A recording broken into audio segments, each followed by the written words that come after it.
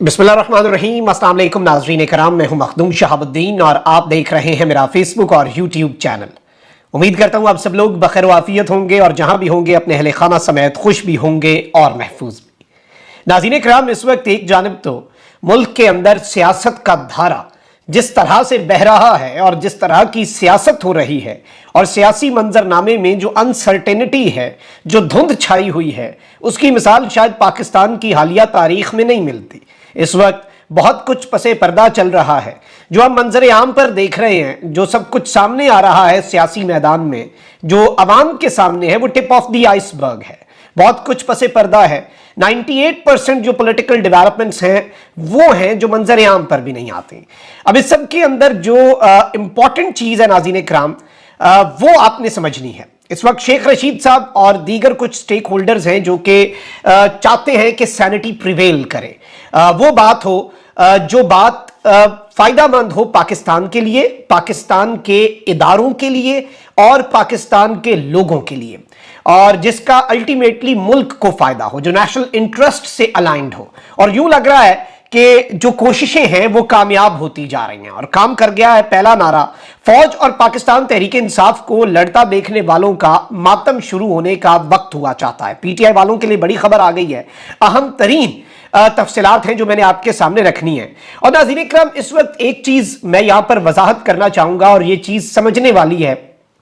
चाहे वो 9 मई का इंतहाई अफसोसनाक दिन हो, उस दिन भी आप अगर मेरा कंटेंट उठा के देख लें, मेरे व्लॉग्स उठा के देख लें, या फिर आप पिछले साल अप्रैल में जब इमरान खान साहब को उनके ओहदे से हटाया गया, एक ऑपरेशन हुआ रिजीम चेंज का और पाकिस्तान के अंदर एक हुकूमत बदली, इमरान खान साहब को वजीर आजम हाउस छोड़ना पड़ा, उस वक्त से लेकर आज के दिन तक आप मुख्तलिफ मौकों के ऊपर अगर जाकर देखें तो मैं ये बात हमेशा से कहता रहा हूं कि पाकिस्तान तहरीक इंसाफ और इदारों को लड़वाया जाएगा और इसमें उन अनासर का मफाद है जो इस लड़ाई से फायदा उठाना चाहते हैं, और वो अनासर मुल्क के असल में खैर खा नहीं है। इस चीज का इदराक सबको हो जाता तो बहुत बेहतर होता, लेकिन किसी ने इस बात को नहीं समझा कि ये वो जिसे कहते हैं ना कि आग लगाने वाले जो अनासर हैं वो ये सब कुछ। और वैसे इस वक्त जो कुछ भी हो रहा है, इस वक्त बड़े तरीके से पाकिस्तान तहरीक इंसाफ के जो सोशल मीडिया के लोग हैं और जो सोशल मीडिया पे जो पाकिस्तानी हैं उन्हें बड़े तरीके से इस वक्त उकसाया जा रहा है। और मैं ये बात बार बार करता हूं और इस बात को मैं बड़े दिल से करता हूं कि भाई इमरान खान साहब के साथ जितने लोग थे जो कहते थे खान साहब तुन के रखें, मजाहमत का बयानिया, ये हो जाएगा वो हो जाएगा, सबसे पहले वो दुम दबा के भागे। जो कहते थे खान साहब जो आपको कहते हैं ना कि मफाहमत से चलें, ये करें वो करें, ये बुज़दिल है, बहादुर तो हम हैं, वो सारे बहादुर सबसे पहले ऐसे उनकी सिटी गुम हुई और ऐसे वो सीधे हुए। और आज भी जो लोग इमरान खान साहब को तब मफाहमत का कहते थे वो आज भी इमरान खान के साथ है और वो आज भी मफाहमत की बात कर रहे हैं कि हमें चीजों को अफहाम तफहीम से हल करना है।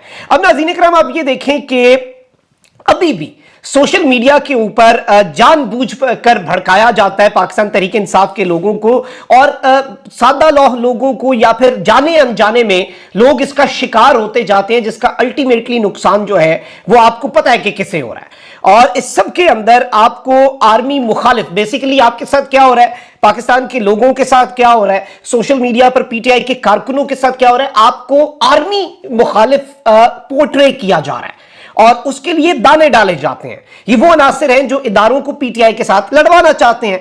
तो इस सब के अंदर अल्लाह ताला से अच्छे की उम्मीद रखनी चाहिए, इमोशंस पर काबू रखना चाहिए, जोश बहुत जरूरी है। जोश और जुनून ही से तो आजादी मिलती है। हमने आजादी 47 में भी तो जोश से हासिल की थी, लेकिन अगर आपको याद हो कि उस वक्त हमारे लीडर कायदे आजम मोहम्मद अली जिन्ना, जो आज भी पाकिस्तान के लीडर हैं और हमने उनसे सीखना है, उन्होंने मुसलमानों को, मुसलमानाने हिंद को जोश के साथ होश का दामन नहीं छोड़ने दिया।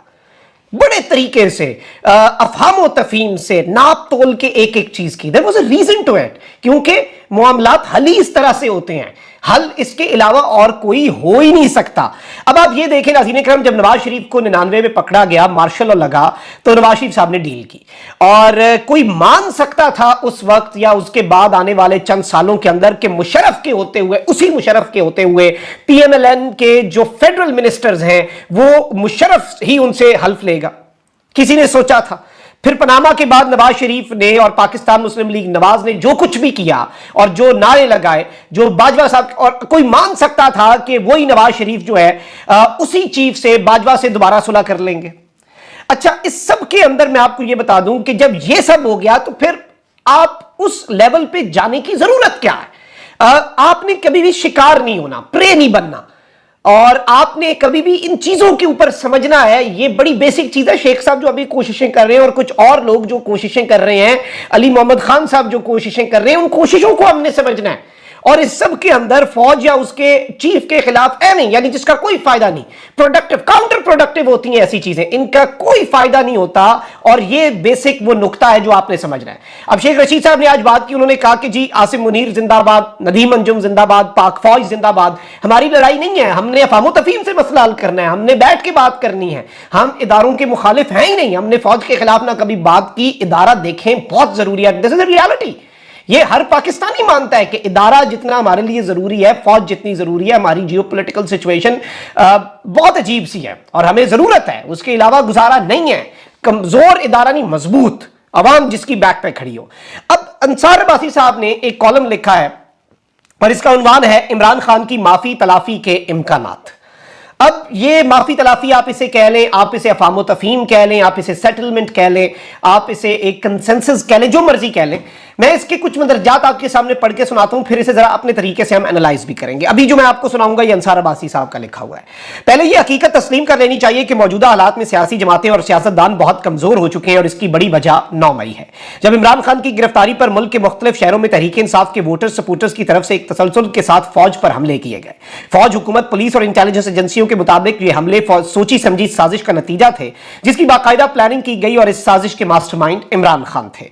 इमरान खान कहते हैं कि 9 मई तो तहरीक इंसाफ के खिलाफ साजिश थी। साजिश के बारे में फैसला तो अदालतें करेंगी, लेकिन इसमें कोई शक नहीं कि 9 मई के दिन तहरीक इंसाफ के एहतजाजियों ने शरपसंदों की तरह फौज पर मुख्तलिफ शहरों में हमले किए, जलाओ घिराव किया, तोड़फोड़ की, शहीदों की यादगारों की बेहुरमती की। यह अंसार अब्बासी साहब लिख रहे हैं। यह बात भी तय है कि तहरीक इंसाफ के एहतजाजियों को कहा गया था कि एहतजाज फौज के खिलाफ करना है और इसके लिए इमरान खान के 1 साल से ज्यादा फौज मुखालिफ बयानिए का अहम किरदार था। पहले जनरल बाजवा को निशाना बनाया और जब नए आर्मी चीफ जनरल आसिम आ गए तो इमरान खान ने उनको निशाना बनाना शुरू कर दिया। हर किस्म के झूठे सच्चे इल्जामात लगाए और 9 मई के वाकयात पर शर्मिंदगी और मजम्मत के बजाय दूसरे तीसरे दिन मौजूदा आर्मी चीफ का नाम लेकर उनको ही हालात का जिम्मेदार ठहराया। आईएसआई चीफ, आईएसआई के डीजीसी और कुछ दूसरे जर्नैलों के नाम ले लेकर उन्हें भी निशाना बनाते रहे। इमरान खान के लिए यह सब सियासत थी और 9 मई एक जमहूरी एहतजाज। लेकिन 9 मई अगर एक तरफ पाकिस्तान के लिए ब्लैक डे था तो फौज के सीने पर इसकी मिसाल एक खंजर की सी थी। 9 मई का जख्म फौज के लिए बहुत गहरा है जिसे भुलाया नहीं जा सकता। ऐसे में इमरान खान के लिए सियासत के रस्तों का खुलना कितना मुमकिन है, यह इन्होंने एक सवाल उठाया है और यह वो नैरेटिव है जो ऑब्वियसली इस वक्त पाया जा रहा है पावर कॉरिडोर्स में भी। यह बात तो की जा सकती है कि सब पाकिस्तान की खातिर माजी को भुलाकर एक नया सफर शुरू करें, माफी तलाफी कर लें, दिल बड़े करें। नवाज शरीफ को भी यही मशवरा दिया जा रहा है कि इमरान खान के साथ हाथ मिलाएं और उन्हें इंतखाबी सियासत में वापस लाने में अपना किरदार अदा करें। इस बारे में बहस यह की जाती है कि इमरान खान आज भी पाकिस्तान के मकबूल तरीन रहनुमा और तहरीक इंसाफ मकबूल तरीन सियासी जमात है जिसे इंतखाबात से बाहर रखा गया तो पाकिस्तान के लिए संगीन नताइज बरामद हो सकते हैं। यानी इस फैक्ट को कोई झुटला नहीं रहा कि इमरान खान साहब आज भी पाकिस्तान के मकबूल तरीन रहनुमा हैं और इंतखाबात से बाहर रखा गया तो पाकिस्तान के लिए इसके संगीन नताइज हो सकते हैं। सबसे पहले क्या इमरान खान को 9 मई के वाकयात पर माफी मांगनी चाहिए? क्या वो फौज मुखालिफ अपने और तहरीक इंसाफ के सोशल मीडिया के बयानिए को मिटाने के लिए इकदाम करेंगे? फौज और सियासी मुखालिफों के खिलाफ तहरीक इंसाफ के अंदर पैदा की गई नफरत को कम करने में अपना किरदार अदा करेंगे? ये क्वेश्चन मार्क इन्होंने रेज किया है। अगर इमरान खान ऐसा नहीं करते तो सवाल यह पैदा होता है कि क्या फौज इमरान खान को माफ कर सकती है? क्या फौज के लिए 9 मई के वाकयात को इमरान खान की सियासत की खातिर बुलाना मुमकिन होगा?